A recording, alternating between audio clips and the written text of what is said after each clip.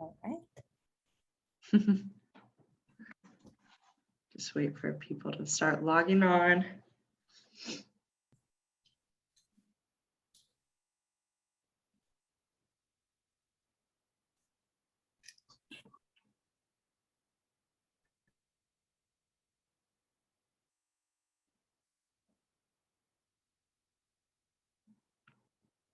Hi, everyone. Good afternoon, and welcome to JMT's webinar, Financial Sustainability, Strategies for Building Resilience at Your Nonprofit, with our guest speaker, Estefania Palomino. We're going to wait just another minute or two because we still have some people logging on, so we'll be right back to get started.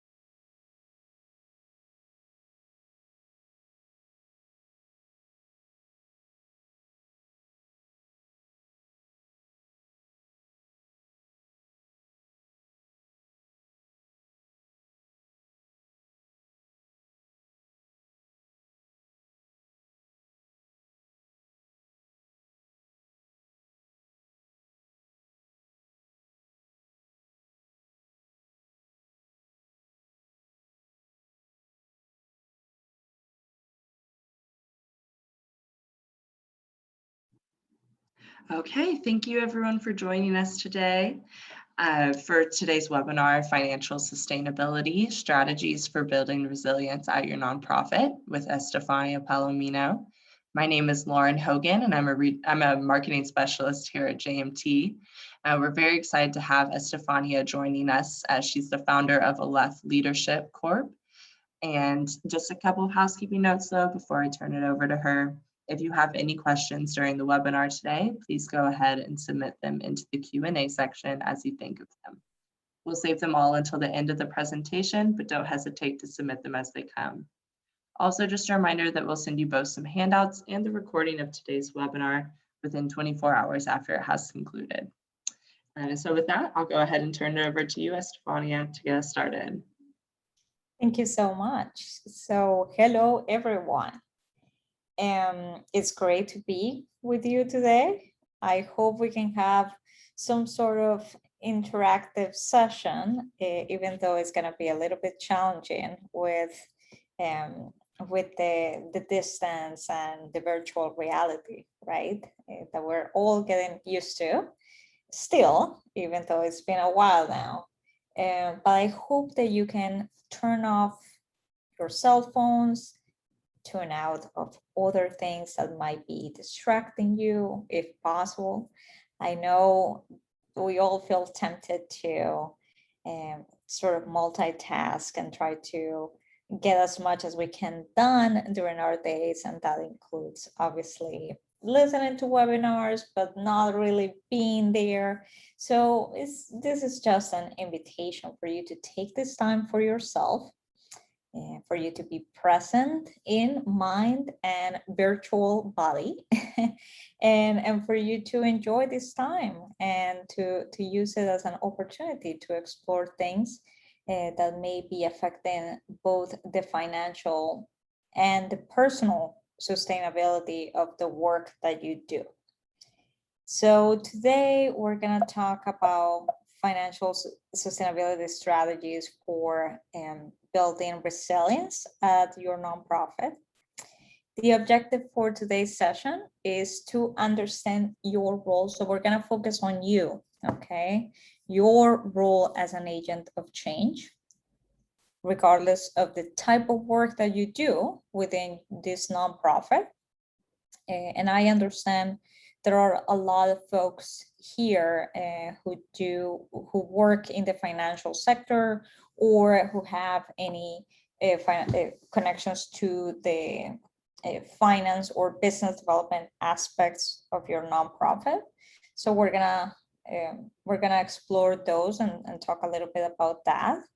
Your role as a person with feelings, with fears and hopes, your role in your ecosystem. And by ecosystem, I mean your family, community, anything that may surround you, that makes you who you are. So I want to start by asking, and if you can go to your Q&A box and just type it in there, why are you here? Why are you here today? We have a few folks attending the live session. So who's going to be the brave soul? Just type your feelings, your ideas. Why are you here today? Well, I encourage you to join this session.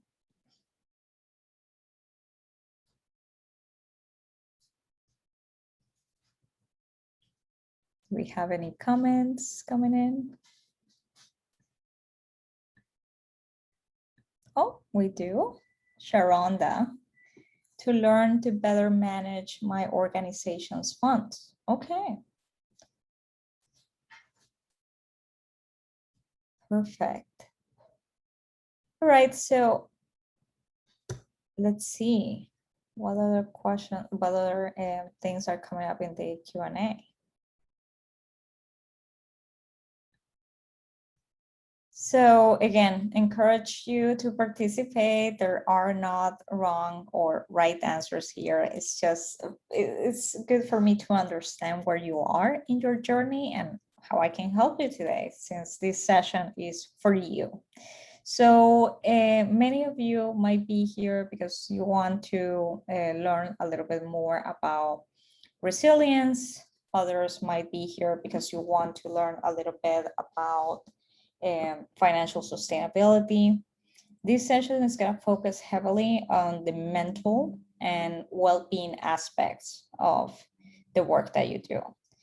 And that may be a little bit confusing for some who want to explore techniques for fundraising or for getting that next big grant, which is obviously completely valid. But today we're going to talk about something that is not so much talked about in our field, which is how does my mental and personal well-being translate into obtaining better and bigger financial commitments and building the financial sustainability of the organization. All right. So what is my commitment to you here today is we're going to talk about the what, the why, and the how of this personal well-being as it relates to the financial sustainability of your organization. We're going to go through this model as we advance in the presentation. So a little bit about me. I'm the founder, and I'm sorry, this slide is from a Spanish-speaking presentation I did yesterday. But I'm the founder and CEO of Aleph Leadership Corp. I work with organizations, activists, leaders, boards of directors, CEOs, in helping them with their emotional and well-being and their leadership skills, so they're able to lead their companies or their organizations in an effective way, so they can prevent burnout and they can stay doing the amazing work that they're doing for a very, very long time. And so they can stick around and keep doing what they do without affecting their mental health and their well-being. I do a lot of executive coaching, a lot of leadership coaching with folks around the world. And I've had the pleasure of coaching folks in Africa, Latin America, Central Asia, the US and Europe. So I've seen pretty much everything when it comes to leadership styles and when it comes to folks and styles that are able to mobilize resources and to mobilize folks to join their mission. So what is this webinar addressed? Who is it addressed to? So mainly is for activists, whether you consider yourself an activist or not. And many of us are, especially those of us who are in this space, but who are working on kind of the management, operational aspects of nonprofits, may not see ourselves as activists or as advocates, but ultimately we are facilitating work that is life-changing and is world-changing, right? So it's that idea that everything we do is with the intention of achieving an impact, a positive impact in the world, and that can be achieved through the business development work that we do, of course, but also through the leadership and the good leadership techniques that we implement at our companies. And it's definitely achieved through the activism that we do on a daily basis. This is also addressed to professionals in the nonprofit sector, just general professionals. So the picture that you see here is a little bit different, right? It's not out on the streets protesting injustice. It's doing the spreadsheet work that needs to be done to apply for a grant, to monitor the expenditures of your organization. So all this operational stuff that needs to get done, that is really, really important. So this webinar is also for you. So we go to the why. Why are we here? Why is this topic important? So when you see this image, what comes to mind? And please, you can use the Q&A box to add any thoughts that you may have, any comments. What comes to mind when you see something like this?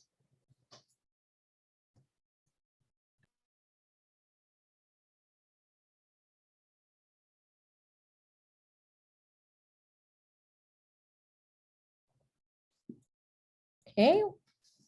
Well, I can tell you what comes up for me when I see something like this image. I can see myself reflected in it many times. I've been in that unfortunate position of being energy depleted, of being very exhausted. I think it's something that is happening to many people around the world. And it also relates a little bit to our virtual reality. We're all tired of Zoom to a certain extent. There's something a term that is now becoming more popular, the Zoom fatigue.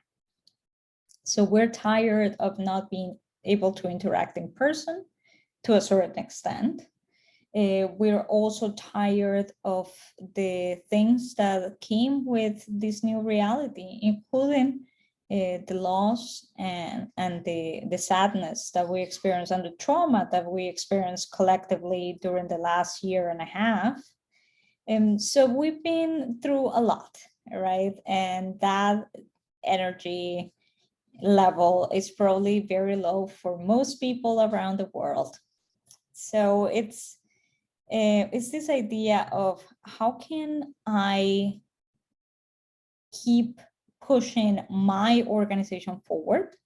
How can I ensure the financial sustainability of my organization if I myself, I am exhausted, right? If I don't have the energy to sell what I'm doing, to really sell people on my mission, because I'm tired.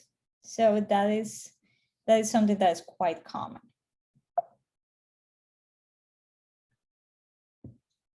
So I want to ask everyone, and again, I encourage you to participate. And we're a small audience today, which is it's good because it creates a little bit of a more intimate space to share things that are difficult to talk about. But how do you describe burned out?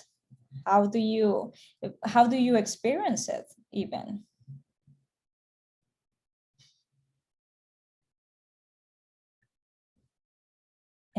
Again, you can share in the Q&A box. Please feel free to add your thoughts of how you describe burned out, or how you experienced it in the past. Okay. So, unfocused, exhausted. Thank you. Yep. So, again,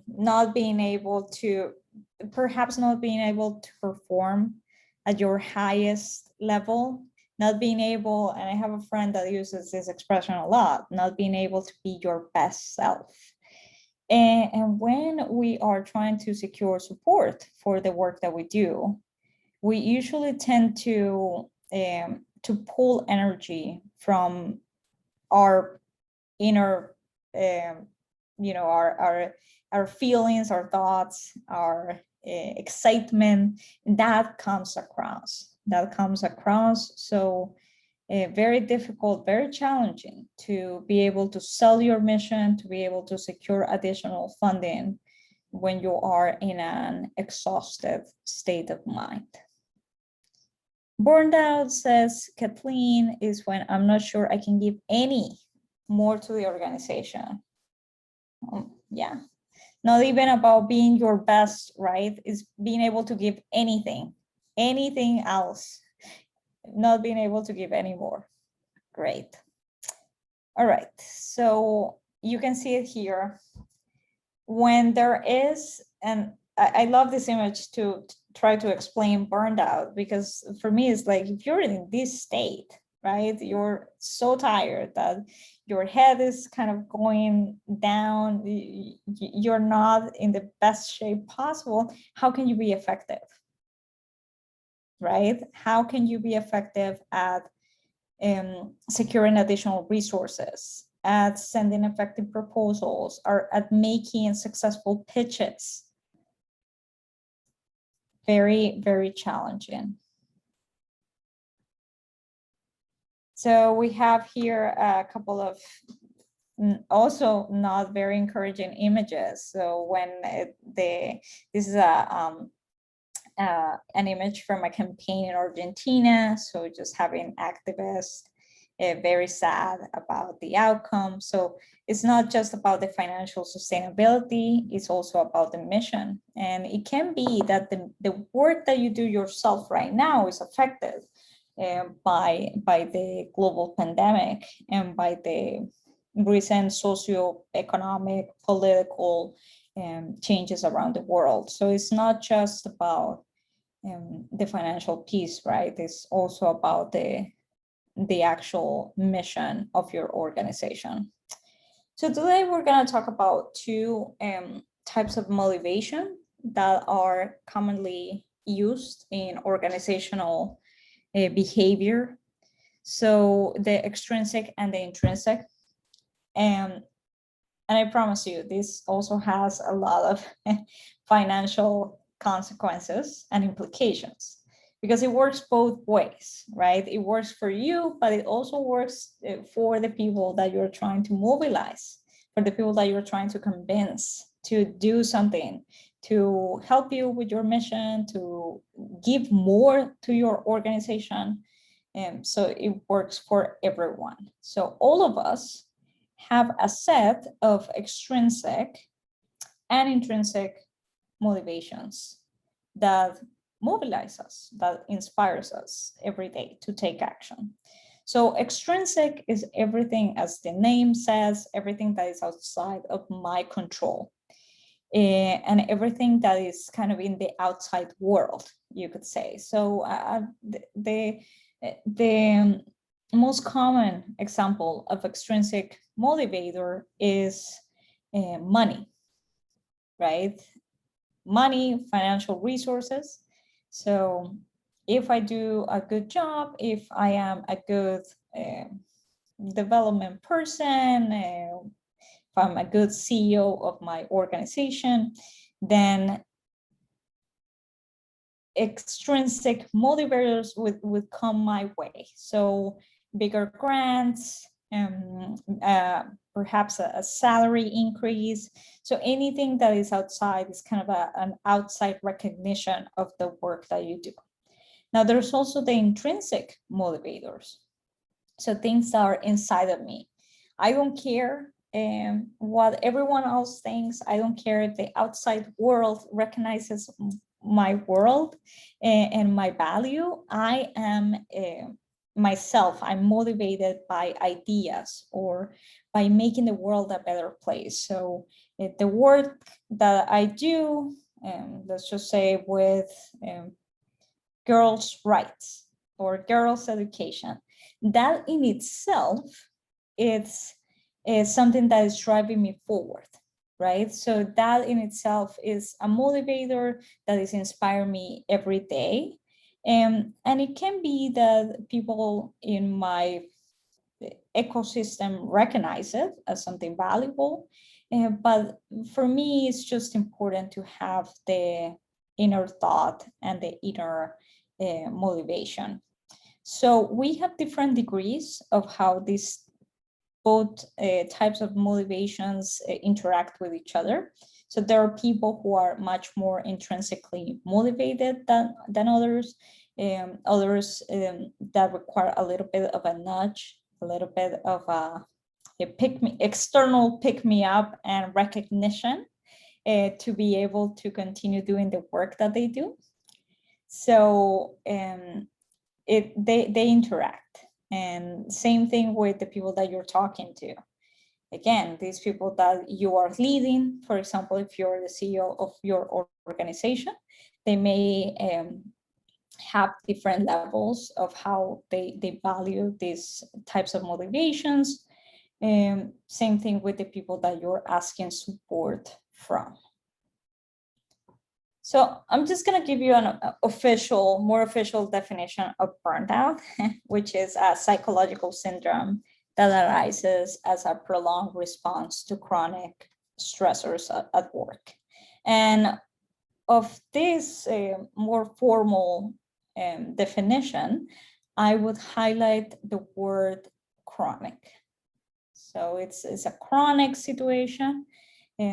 People say, oh, I'm burned out, and it may be in the context of a very busy week of work, but usually what we're talking about is chronic. Now, I would add to this that in the nonprofit world, in the social impact space or the environmental impact space, this chronic situation also translates into chronic lack of funding, which is an unfortunate challenge that many of you might be experiencing. And this chronic stressor is always there, making noise. And that noise, right, like in the background, is always there in a way. And that kind of noise is also it's kind of a vicious cycle, right? Because it's informing the type of approach that you have to your work, and it may be diminishing to a certain extent or minimizing the impact of your motivators, of the things that move you forward. And so in that sense, these chronic challenges, we have to learn how to deal with them, how to live with them, and more importantly, how to minimize the impact that they're having on our work. So there's a three-dimensional model to exhaustion and burnout. And that three-dimensional model says that we have there are three aspects of exhaustion that you can experience. And I like providing this model in my talks to social impact leaders, because it helps them in a sort of non-official diagnosis tool to try to identify what's going on around burnout. So there's an overwhelming exhaustion, feelings of cynicism and detachment. This is not moving forward.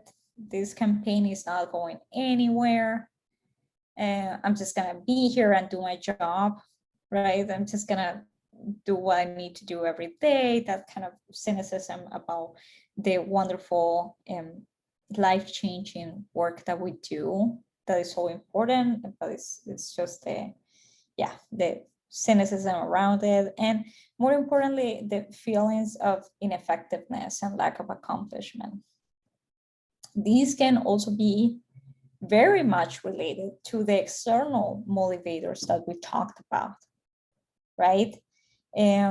Because if the external metrics of the work that we do and how well we do our work are things like, how much money are you bringing in? How much revenue did you generate this cycle? And how much were you able to generate in this quarter?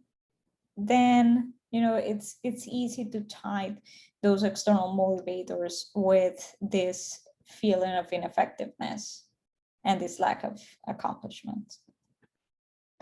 So we usually tend to think that when it comes to financial sustainability, when it comes to financial sustainability, this is what usually happens. You know, we do a lot of actions and we produce results.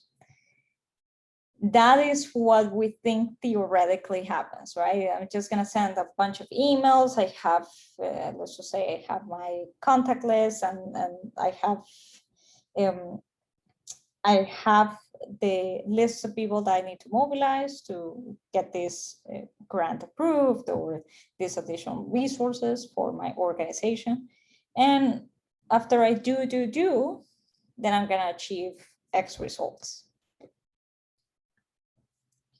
When in reality, we know the world of business development and the world of financial sustainability looks a little bit more like this, a little bit more of the relationships I can make and how that leads me to other connections and how can I leverage those connections. And so it tends to, in a way, kind of heighten this sense of chaos and lack of control, because our brains are used to a very linear way of thinking and not so much to an ecosystem way of thinking. There's also the connection between the work that you do with larger social and environmental goals. So the connection of everything that you need to do at the office with the operations and the leadership things that you need to take care of, the management stuff that you need to get done, and the actual mission of the organization. So there's this quote I really love sharing with folks in the field about, it's from Berta Cáceres, which is an environmental activist who was unfortunately murdered in Central America, and her legacy lives on through the teachings that she made in the area of environmental activism, and of course the life example that she set for many activists in that field. And she used to say, let's wake up humanity. There's no time. That sense of urgency of, I need to pair my financial sustainability, the sustainability of my organization, with this urgency of the work that I do. And actually, it would be interesting for me to learn of the folks who are here, if you can write in the chat or the Q&A, the type of work that your organization does, what are the causes, the mission, the issues that you're dealing with. I would love to learn a little bit about those. So if you can just briefly type the type of mission that you're supporting, the type of work, maybe the verticals that you're working on. Let's see. Okay.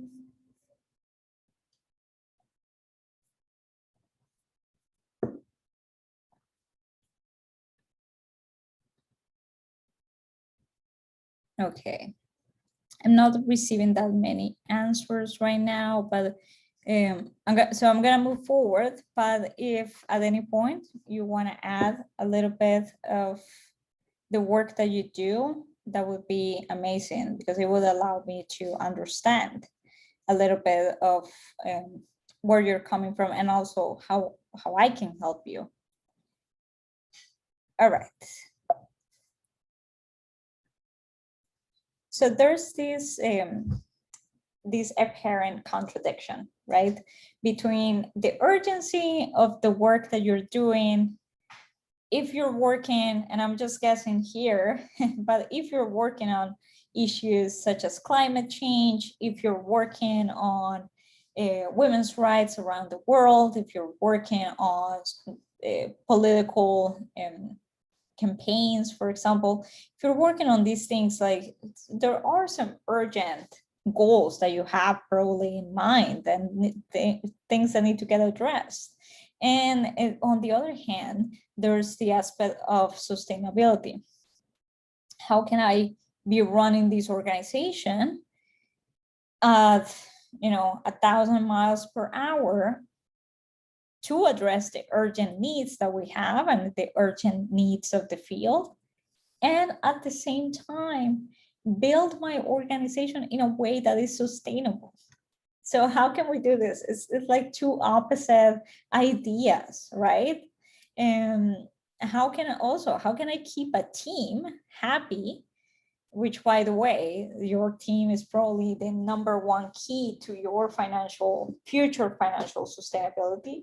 How can I prevent people from leaving my organization, reduce turnover, which is a huge issue in the social justice space and the environmental social justice space? How can I prevent people from leaving me while, we have to work on these urgent matters? But I like this way of looking at the cycle of challenges, goals, and implementation. And if you're working in the financials, if you have a background in finance or come from the financial world, you're probably familiar with the work of Ray Dalio. I'm a huge fan of his Principles book. And so his model to understanding many of the cycles that you go through in finance, and I would say in general in life, is this graphic that you see here, where you have some goals, you have some ideas of what you need to get done. Then there are problems, challenges along the way. You diagnose what those challenges are, redesign, rethink, and then do. But it's not a linear process, right? It's more of a cycle of learning, messing up, and making mistakes, and then taking action on the diagnosis that you have made about those mistakes and about the feedback that you have received. So for when it comes to the financial well-being of your organization, the process that you may be going through looks a little bit like this, right? And let's talk a little bit about nonprofit work, the nonprofit world, and the nonprofit space. It's a space where there is a lot of competition for resources. While there's that, there's also a need for collaboration, and it's a space where you need to build coalitions, you need to build alliances in order to be successful and to execute on your mission. At the same time, there's again this struggle for limited resources that are controlled by a set of very limited parties, whether that is private donors or government funding. So there's like limited sources of that you can tap for support. And there's that ecosystem that we have, and there's little space for innovation and to think outside these constraints, these financial constraints that we have. Although I would love to hear your ideas, if you're one of the brave souls who are still there and participating, and if you can comment on how what are things that you have tried to increase the resources coming into your organization, or to increase the sustainability of your organization. Please, we're gonna keep the chat open for all of you to keep adding comments. So let's talk about the what. What are we talking here, right? We're talking about, and I promise you we're gonna be talking about you as a person, not just as that person in charge of those activities in particular in your organization. Oh, I see something in the Q&A. And I try to form good partnerships. All right, that's great. So somebody who's thinking in an ecosystem kind of way. So that is fantastic. Thank you, Sharonda. So as I said, we have three aspects of who we are as people, as living beings. So there's the mind, our thoughts, our expertise, and the skills that we're bringing into the job, right? There's the heart, the feelings that we have about the work that we do, about what we're going through kind of on a personal basis. And then there's the world that we live in, right? Sort of our ecosystem and the things that are outside us, our environment. I want to ask you if you can take off your hat, whatever organization that you're representing today, if you can take off that hat, that professional hat, and you can just add it to the chat box, what in life is important to you? What is really important to you? I'd like to hear. What are things that are important? Let's see, what do you really care about? No, we have a few comments. Happiness, yes, of course. Personal fulfillment. All right, so very positive things that are important to our well-being. And I like to use this model with the people that I work with to try to understand where you are in this sort of scale of emotions and energy. So this is actually a model that was created by Dr. Heidi Hanna. She has a very interesting framework of thinking about stress in particular. So if you think about stress in itself is not damaging in itself. Is more the consequences of stress, the chronic aspects of stress, how they manifest in our bodies and in our minds. But if we think about stress as levels of energy and types of energy, then we can see where we are in this kind of scale of different types of ways of being, you could say, or mindsets, right? So if you have low energy and you're in a negative type, using a negative type of energy, or you're depressed, you're sad, you're probably in the burnout zone.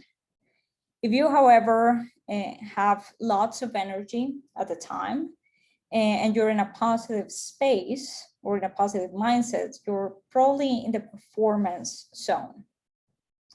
Now, I don't want to qualify any of these zones as inherently damaging or inherently harmful, because it depends on where you want to be, right?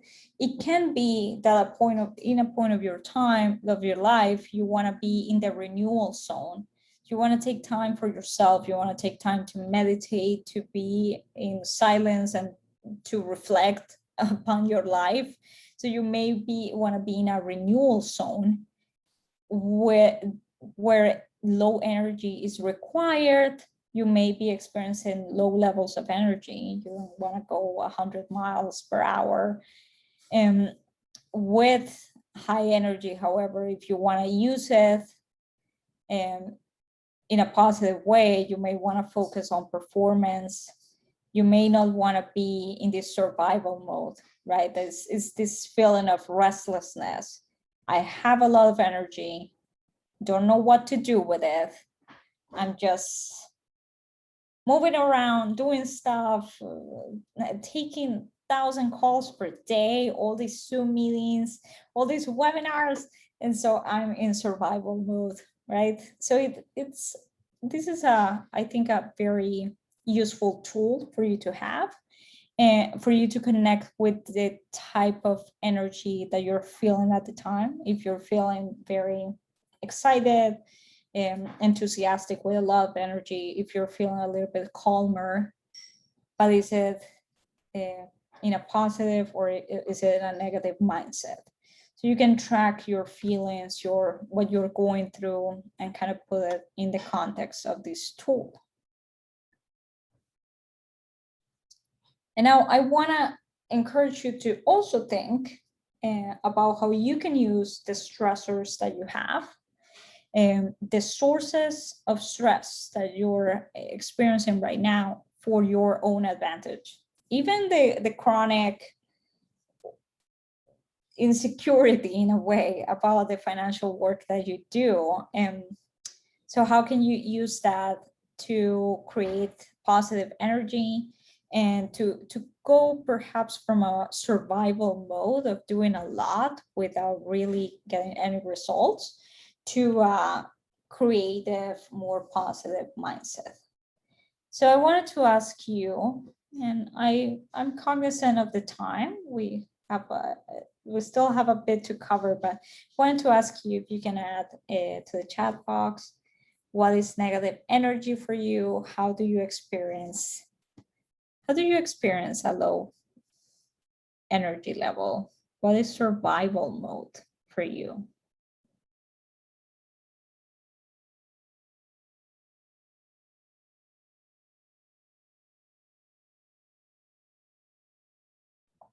All right. So for some of you, it may be what I was describing, just taking a lot of meetings, doing a lot without really seeing a lot of results. This is another way of using the tool, by the way. So thinking about how if you're in high energy, but you're in a negative mindset, you may be more in a reactive state. These reactive states of mind are usually reflected on your team. So unfortunately, your team members might be the recipients, you could say, or the I don't want to say victims, but basically the people who have to endure your reactiveness. But however, if you are in a high energy mindset with a positive type of approach, you may be in a creative state. So think about where you want to be, and think about how you want to use your different energy levels to your advantage. And how are we going to do this? Let's get to the nitty-gritty of what are things that we can do. So again, I want to connect you with two types of strategies, few that are more internal and others that are more external facing. So external well-being, unfortunately, this is something that actually in most well-being classes and in most mental health well-being type of webinars, you may not hear about, because this is more about the type of work that you do, and this is more applicable, I would say almost exclusively applicable to the nonprofit space. So I call this external well-being. Other people call this enabling factors or enabling elements. So these are things that are in the outside world that truly affect your well-being and the type of work that you do. So these are things like national policies, laws that may be affecting if you are in a highly controversial type of work, let's just say sexual and reproductive rights, for example. So policies that are enacted by local governments or by at the national level might be affecting the work that you do. There's the money piece, of course, the access to financing and the access to resources. There's the team or the culture of the organization that you're a part of. So there's also that kind of team aspect of well-being. You're not alone, you're working in an organization. Luckily for us in the social space or in the nonprofit space, most people have a good set of values. That's the reason why we're doing what we're doing. That doesn't mean that there aren't toxic work environments and bad practices. So you may be in one of those situations where you're unfortunately in an organization that is not as supportive. So those are things that examples of external things that affect your well-being. Again, the political aspect of it. This is a recent photo taken in Colombia, which is where I am from. So what are strategies, for example, to help you improve those external aspects that have a lot of impact on your internal well-being? Ask for help. This is something that, the more senior you are in your organization, in my experience, you're less likely to do. You're less prone to ask for help. So I deal with and I coach and I support a lot of high impact CEOs, people in leadership positions, that for them is so hard to ask for help because it gets lonely at the top, right? Advocacy. So do advocacy not only for the cause that you're supporting, but also to create enabling environment that helps you. So advocate to, for example, increase the budget appropriations that are going to your mission or your line of work. Movement building. I really love the comment that we got a little bit earlier on about being able to build coalitions and partnerships with other organizations. So definitely build a movement so you're not alone in your island. And so it's more people or more organizations joining your mission. Ask for additional resources, whether that is from your donors or from other folks in this space. Ask for coaching. Coaching is also a great tool, especially for those leaders who are feeling lonely and who have no one to talk to. Advocate. Other ideas, please type them into the chat box. If you have any other ideas of things that you can do to improve those external enabling elements. And when it comes to internal, there are, of course, the things that we hear a little bit more often about, right? Which are these self-care techniques.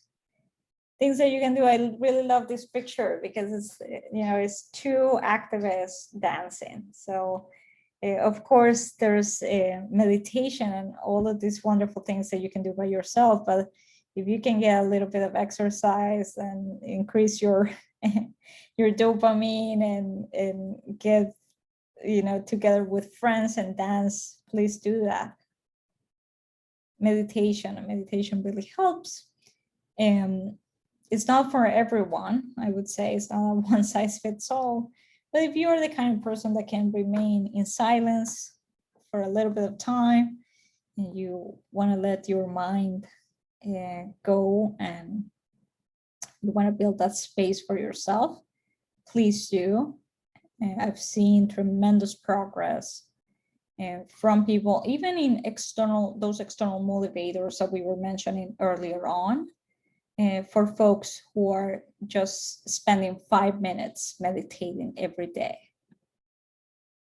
Nature, connect with nature. Now that we can go out a little bit more, and things are opening up and the weather is lovely for most of us, go out and enjoy the breeze. I wish I lived in a place like this. I don't. I live in New York, so I'm not that connected to nature. But if you can, please go to the park. And finally, obviously, the power of community. Again, you're not alone. If you're very siloed in the work that you do, reach out to your community. It's an entire cycle of destruction and renewal. The understanding that, yes, there are going to be challenging times, but applying the right level of energy and the right level of support, you can enter a state of renewal and you can grow your organization. So what are some conclusions for today's webinar? First, the importance of stress management. I wouldn't even say stress reduction or stress avoidance. You're gonna have those stressors in your life. If you stay in the social impact space in the nonprofit world, you're gonna have chronic sources of stress that are very common in this field. So it's the importance of learning how to manage them and how to convert that energy into a positive state of mind. Going from harm reduction to increased well-being. Important to implement individual self-care techniques while thinking about the systemic and collective techniques that enable your work and just make your life easier and the life of your team way easier. Important to ask for help, ask for resources, ask for mental health counseling, ask for coaching, ask for other types of support that work for you.